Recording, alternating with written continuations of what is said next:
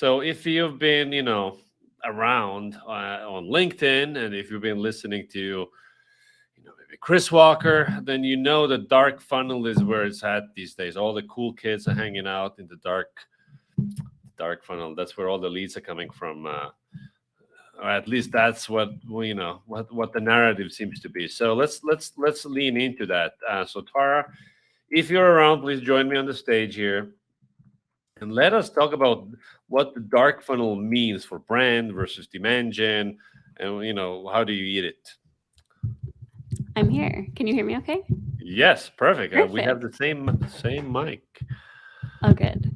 My Um, videographer no. sent it to me, so I knew it was legit. And thanks for that shout out, Todd. That was a nice segue. Appreciate Yeah. it. Well, do you have slides? I do, yes. Let me Let's. just I'll go hang out ahead, until you get them up in case there's a problem. just in case. Thank you. Yeah. So who coined the term dark funnel? Do we know who is like the father, mother? That's a good question. I've seen a lot of people try to take credit, but I haven't found who the original Ooh, source is. maybe That's it's good. not too late to also jump in and try to Yeah, take it's not too credit. late to try to claim it. So I Okay, should great. like. So you should see my screen now. All right, it's coming. All right, you're good to go. Okay, well the stage is yours. Oh, sorry, I'm ahead of my slides. Let me just skip back to the beginning. Great. Well, thank you so much for having me, everyone. We already talked about a little bit about the topic, but it'll be all about the dark funnel today. And my name is Tara. I'm a B2B marketer based in Toronto. I have around 10 years of SaaS experience, and now I'm on the marketing team here at Chili Piper. And at Chili Piper, we like to say that our team is powered by espresso and hot sauce, but for me personally, I'm powered by pizza and Negronis. So those are two ways to my heart if you ever need a favor or anything. And I'll just skip through this, but just really quickly to highlight, we just passed actually 220 employees the other week. So we're now in over 32 countries at Chili Piper. So really exciting time for the team and to be growing so quickly. And these are just a couple of the logos that use us on their websites. Okay, so getting right into it. First, I have to make a confession. This is a little embarrassing being around all these great brand marketers today, but I used to be one of those B2B marketers who really thought that there were two types of marketing. There was brand marketing, which was basically making things shiny and pretty. And there was people like me, demand gen marketers, who cared about metrics like pipeline and revenue. But since joining Chili Piper, I've learned that in B2B, you really do need both. And it's been really tough for me to learn, but you really can't win doing short-term tactics in B2B anymore. So a couple of years ago, running cold demo request ads, optimizing everything you do for form fills, doing a lot of CRO work, that would kind of get you to your goals as an inbound marketer or demand gen marketer. But these tactics really just don't cut it anymore. And a lot of the time, and I know Winter sent an email about this promoting the event itself, but a lot of times your ICP is not in buying mode right this second. And there's not so much you can do to control that. But what you can do is make sure that you're top of mind when the time comes that they are in buying mode. So why should you care about the dark funnel? So this probably looks super familiar to everyone here, but this is how a lot of us B2B marketers like to think, or used to think, that buying decisions were made. I personally can't think of a time that I've actually gone through this funnel myself. I don't know about you, but I cannot think of one specific time.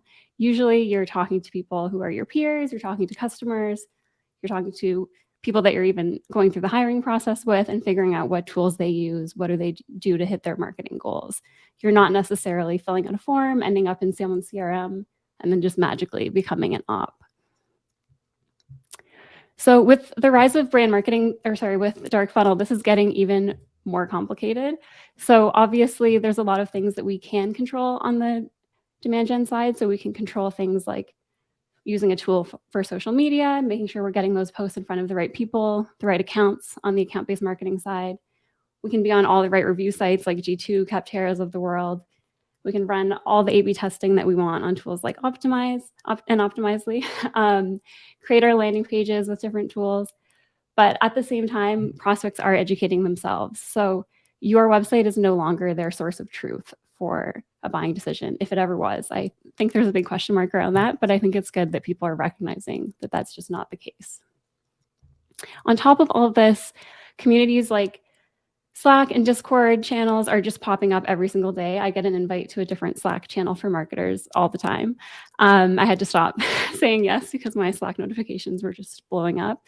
And that's where real, I think, buying decisions are actually made, because it's people talking to their peers, no pressure, just asking for feedback, asking how your experience was with the specific tool. And if you think about it, no one at your company is probably ever going to see those posts about you and your company, much less try to track them in your CRM. I would love to see someone try to do that, but I think it's next to impossible. And all of this makes it super hard to tell who's actually in buying mode right now. So if you go back to this funnel, we can't really pretend that we know who is in that MQL stage if these conversations are happening offline and away from our website. We just don't really know yet.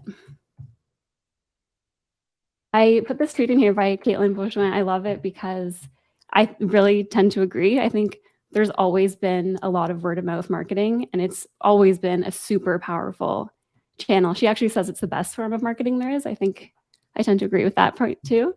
But that said, that doesn't mean that marketers should just throw our hands up and give up, kind of let dark funnel take the wheel and not worry about other things.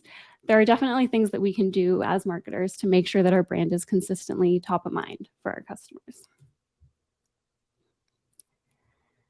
So going back to that old funnel again, we call this the capture email imperative at Chili Piper. And this is basically when you're capturing an email for any type of, whether it's gated content, a newsletter, and then forcing people down different nurture paths. So obviously in the past, this was the job, this was demand gen, but that's changed a ton in the last couple of years. And we just know, and I know from experience, that pushing hundreds of leads or thousands of leads down this funnel, a lot of the time it's kind of just spinning your wheels, because again, you can't control when they're in buying mode. So you can't really push that buying decision until they're ready.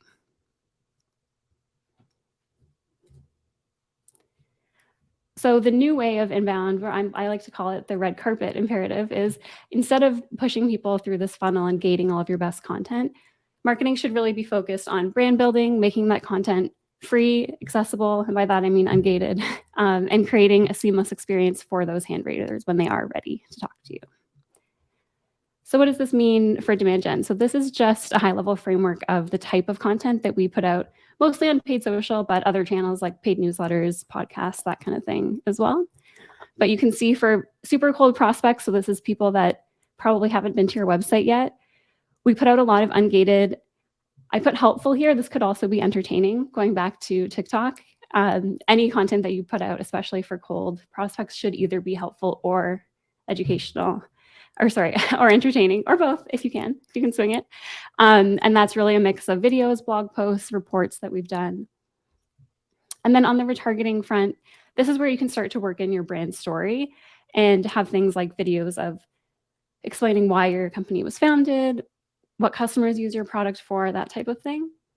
And then once you're really starting to engage with those audiences, that's where you can show them things like very specific product walkthrough videos, maybe some reviews, if again, pulling from G2 or other sources. And that's where you can make that ask for the demo request. But while this is all going on, your prospects are still educating themselves. So they're not just sitting around waiting to see your retargeting. They're not waiting to get your nurture emails. So if you gate some of this content, if you do things like hide your pricing, they will find out the answers to those questions regardless. And it might not be presented in a way that you'd like. So that's why I suggest just getting all of that information out there, get it right in their hands, and let the buying decision be on them, because they'll find out anyway. You can ask in any Slack group, hey, what do you guys pay for Optimizely? And you'll get an answer right away. So going back to these content examples, you can see a lot of them are more traditional brand marketing. So in the past, I know myself and a lot of other demand gen marketers were really pushed to bring in those demo requests right away.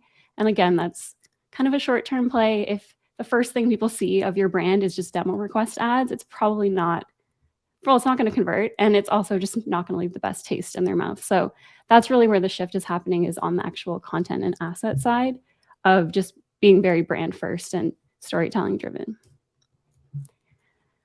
And that brand marketing doesn't stop when you get a lead to your website. So one thing that I like to think about a lot is I had a buying experience a couple of years ago where I actually went to a vendor of direct mail. I won't mention their name, but I wanted to just do an evaluation. We had another tool. I was very familiar with direct mail, and I just wanted to know, what do you guys cost so I can compare it and bring it back to my boss, essentially. So I did the usual, filled out their demo form, waited, I think 2 to 3 days, had a call with an SDR, and the first thing he did on the call was pull up a deck explaining to me the value of direct mail. So a little condescending because I came to him just straight up looking for pricing, which again was hidden on their website. So I was forced down this path. And it was a very frustrating experience because it was clear that he was just doing what he was told. Obviously, it's not this BDR's fault, but it was just a really poor experience because I had done all this work. I knew that it was kind of between the two competitors, the tool I was already using to renew with them or to go with this new one. And just sitting through that qualification call, I ended up just not going with them and renewed with our existing vendor just because I figured if they're like this to work with on the pre-sale side, I can't imagine what their post-sales process is like. So that's just one example from my past, but I'm sure a lot of you have similar examples. So really just making sure that when someone does come to your website and raises their hand for a demo, that you make it as seamless as possible so that when they're ready to hear from you, they're hearing from someone who knows about the product and not someone who's going to quiz them on how much buying power they have. And this is kind of what it looks like behind the scenes when someone fills out a demo form in a lot of cases. But really, marketing's job is not done. So at some teams that I've been on, it's been on us to bring in the MQLs and then we kind of move on. But really, if you're leaving things off here, you're probably not leaving the best impression of your brand with that visitor. Just get through a couple of these for time. And that slow lead response time can definitely have negative impacts, not just on the buying experience, but also just on your funnel and your metrics in general. So about 50% of leads do go to that vendor that responds first. So it doesn't really matter if you're competitive on pricing. If you're slow to respond, that can really hurt you in the long run. So this is kind of going back to my red carpet explanation before, but really just make the effort to roll out the red carpet for leads who are ready to talk, because especially in B2B, we know when we go to a website, when we raise our hand, we're going to be followed up with by a rep. So those people are ready and they want to talk to you. So don't make it a headache. Don't make them regret it. Just roll out that red carpet and make it a seamless experience. So going back to my slides about the dark funnel earlier, one key way that B2B teams can show up consistently in places that their buyers hang out online is obviously on social media. So I won't go into TikTok now because I know we just had a lot of a deep dive there, but specifically on LinkedIn, I know when I joined Chili Piper, a lot of people would come to me and say, oh, your people are all over LinkedIn. How do you get them to do that? Or what do you do to incentivize that? So I thought I would share a couple tips that are just really tangible takeaways that you can take back to your team. And our social media manager could do probably an hour presentation on these tips, but I'll just keep it brief for now. So the first one is to make it super simple for your team to post on social, but not scripted. So one thing that our social media manager does every single week is basically pick a piece of content or a post that we all want to rally behind. And she provides bullet points. Sometimes there's a video to go with it, or an image or a meme or something fun that we should post with it. But we're all encouraged to write the post in our own voice. So definitely don't have everyone copy and paste the same post. That never goes over well. And definitely stay away from tools that schedule out social posts for employees. I've been at companies that use those, and it's no fun to use as an employee, and it's no fun to see those batch posts on your feed as well when you're following a couple people from that company. And the best posts that on social, especially on a network like LinkedIn that can be a little dry, are always the ones with a personal anecdote or a unique voice. So definitely encourage the team to do that. The next tip is to carve out time. So we actually just started doing this a couple months ago at Chili Piper, but we block off 15 minutes in the whole company's calendar once a week. And that's when our social media manager sends out that doc with the bullet points, the links that she wants us to use, and a couple ideas of things to post. And if building your brand is an important thing, priority to you and your leadership team, which hopefully it is after today, then 15 minutes a week really is not a lot of time. So this should be a super easy ask to get your team really engaged and get them ready to post on social. And the last tip is just be each other's number one fans. So we have a Slack channel called Chili Love. I know a lot of B2B companies already do this on Slack and other chat tools, but for us, we use it not just to repost things that the company has posted, but also to post each other's wins. We share things like just personal anecdotes on LinkedIn, and we all help to engage with those and just to drive up engagement on their posts. So it's really quick to hop into that channel, click through, read a couple posts from my coworkers, engage with them, and that way my network sees it. Especially at a company like ours that's spread all around the world, we don't have a ton of overlap in our network, so it can really help to have different people across the world liking and commenting on your posts. So obviously that helps a ton with reach. And it also helps everyone build up their personal following and brand, which I know some companies are not fans of spending kind of company time on building personal brands, but for us, we just think of it as part of the job. So we specifically hire people who are interested in building their personal brand, and we don't want to hire people that we have to kind of poke and prod them to post on social. We find people that are already doing that on their own. So it's not really an uphill battle. It's just something that they do naturally.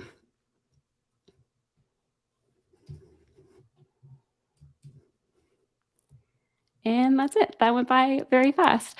So thank you so much for your time. Please do connect with me on LinkedIn and Twitter if you have any feedback or any other ideas on engaging your teams on social. Awesome. Thank you so much. Let's do some questions. So question number one. So dark social, people, talking about you DMing, whatever. So how can we engineer more of it? And I'm not talking about our employees, posting shit, but like possible leads and prospects talking about us. How can we engineer there's a couple ways. So one thing that we've been probably started in January of this year is we started up a customer advisory board, so a CAB, and we specifically picked customers that obviously they have high NPS, they're happy customers of ours, but they also happen to be people that are very active on social. So we have a bit of a built-in incentive there to get them to share our posts.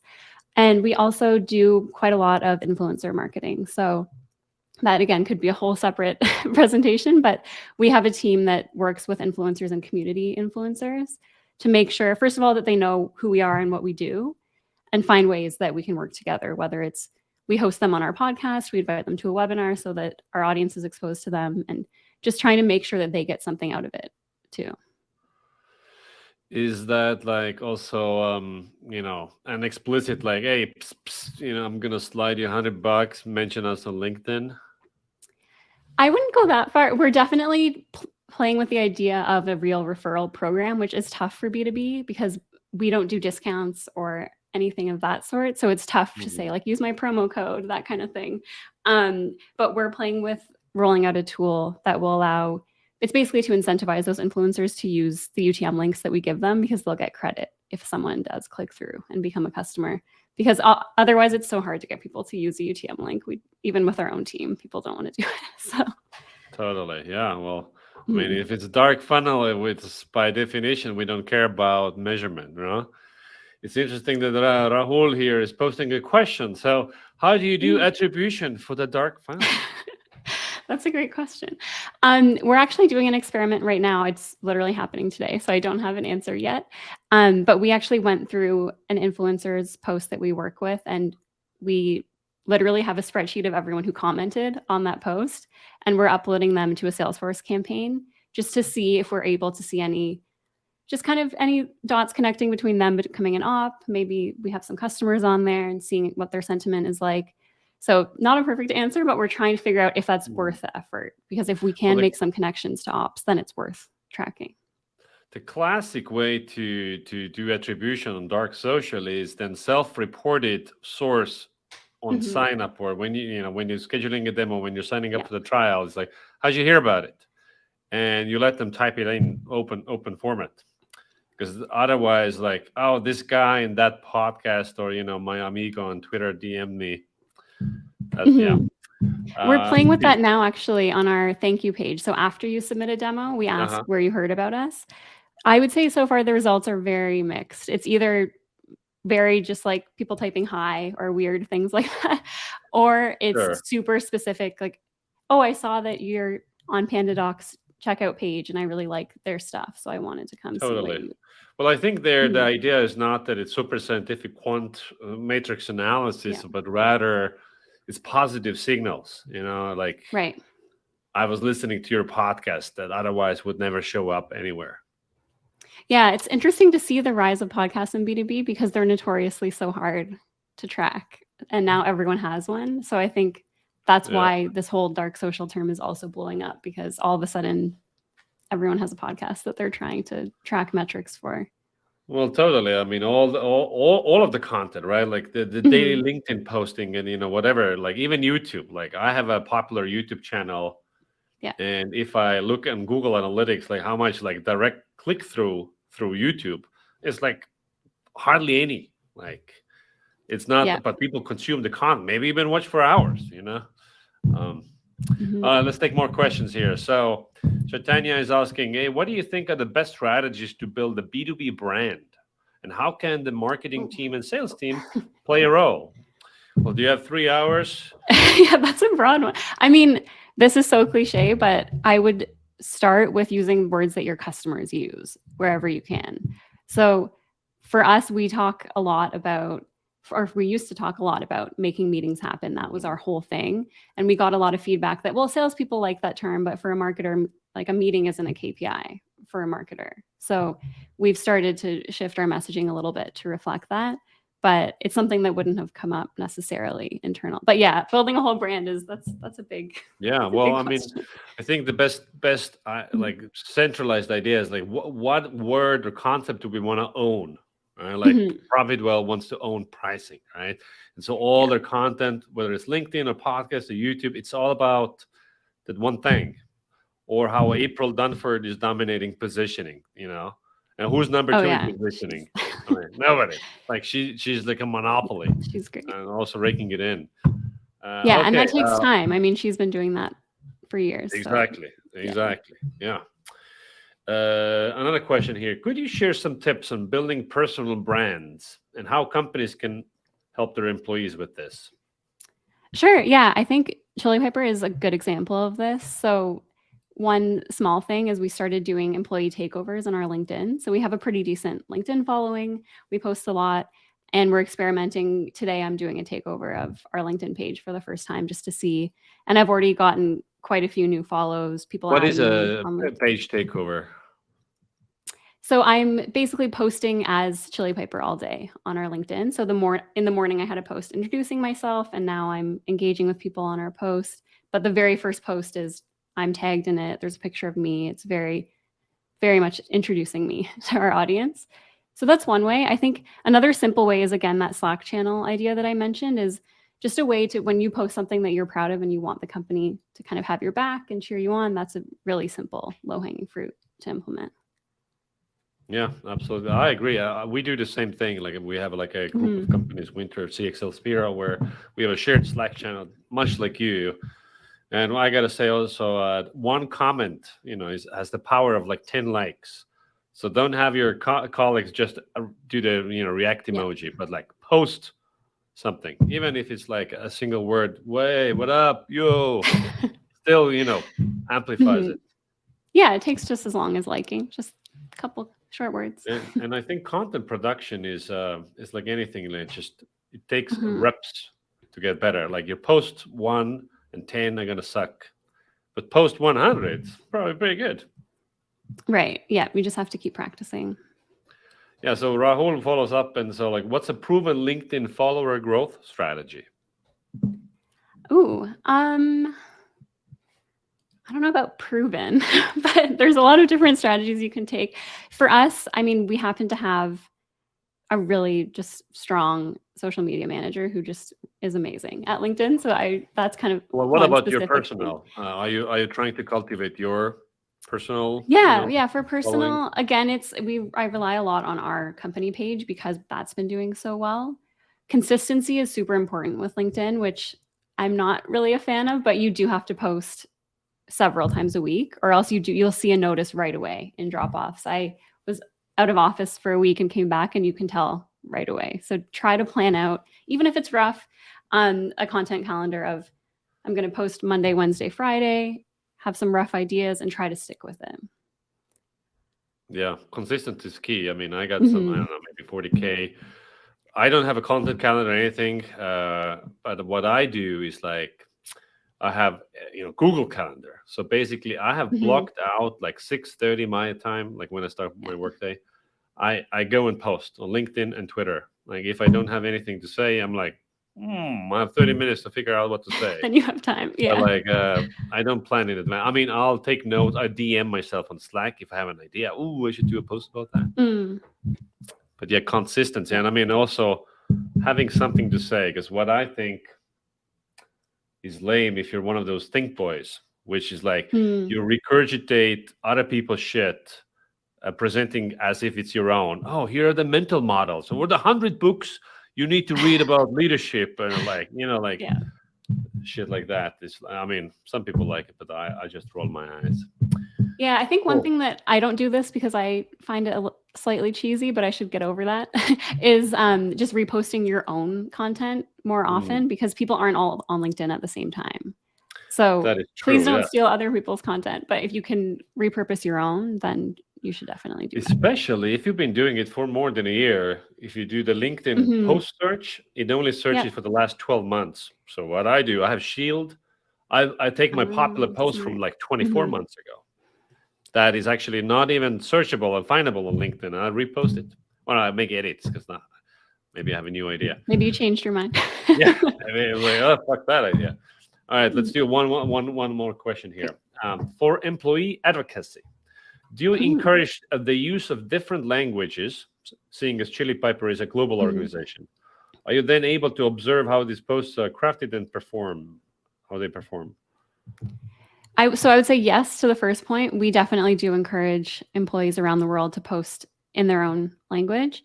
We don't do a great job of monitoring individual page performance just because we have one social media manager and over 200 employees, so it would get a little unwieldy. But based on what we're seeing of our posts, and specifically we have a lot of employees that are French speaking, Spanish, Portuguese, and based on the engagement on those posts, I think there is definitely kind of a want for content in those markets. So I think we could be doing more on our official channels to back that up. Yeah, I think like if you want to post in different languages, you do need different pages. Because for any time you post in Spanish, Chinese, or whatever it is, Estonian, then the people who don't understand those languages, they're like turned off, like irrelevant content.